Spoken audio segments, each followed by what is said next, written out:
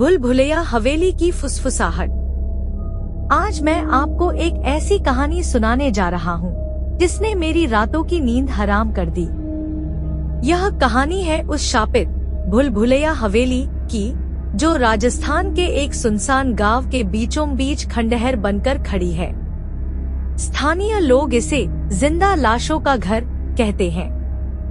पर क्यों?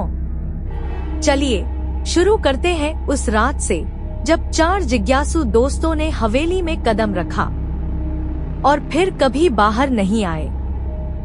अर्जुन, प्रिया, रोहन और मीरा, चारों कॉलेज के दोस्त इंटरनेट पर मिले एक वीडियो के बाद इस हवेली तक पहुँचे थे।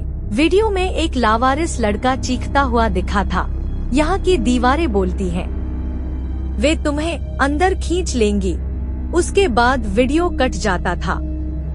हवेली का मुख्य दरवाजा जंग लगे ताले से बंद था, पर अंदर से एक खिड़की टूटी हुई थी। रोहन ने टॉर्च जलाई और चारों ने अंदर कदम रखा। हवा में सड़ांध थी। दीवारों पर लटके पुराने चित्रों में लोगों की आंखें जैसे जिंदा थी। प्रिया कांपती आवाज में, यहाँ से चलते हैं, मुझे अजीब लग रहा है। अर्जुन हंसते हुए, डर गई? ये तो बस एक खंडहर है। तभी पहली मंजिल से एक फुसफुसाहट सुनाई दी, आ जाओ। सब चौंके। टॉर्च की रोशनी में उन्हें सीढ़ियों पर एक छाया दिखी, बिना सिर वाली। दीवारों का राज। ऊपर पहुंचते ही दरवाजे खुद ब खुद बंद हो गए। मीरा ने चिल्लाना चाहा, पर आवाज गले में अटक गई।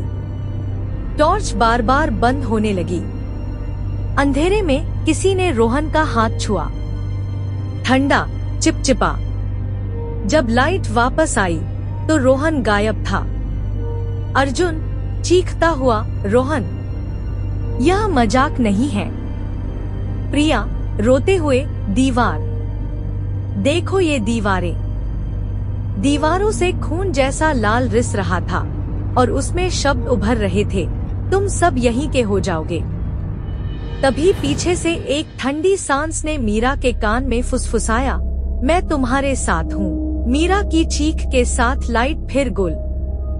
जब रोशनी लौटी तो मीरा भी गायब थी। उसकी जगह दीवार पर एक नया चित्र था। उसकी आंखों से खून बह रहा था। अंतिम चेतावनी। प्रिया और अर्जुन भागे, पर हवेली के गलियारे लूप की तरह घूम रहे थे। हर कोने से बच्चों की हंसी सुनाई देती। अचानक प्रिया रुकी। उसने एक पुरानी लॉकेट उठाई जिसमें एक लड़की की तस्वीर थी, वही जो वीडियो में चीख रही थी।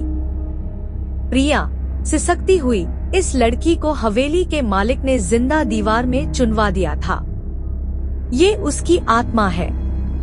तभी दीवारों से सैकड़ों हाथ निकले और प्रिया को खींचने लगे। अर्जुन ने उसे पकड़ना चाहा, पर प्रिया की चीखें धीमी हो गई और वह दीवार में समा गई। अब केवल अर्जुन बचा था। शाप का सच। अर्जुन ने एक पुरानी डायरी खोजी। पढ़ते ही उसका खून सूख गया।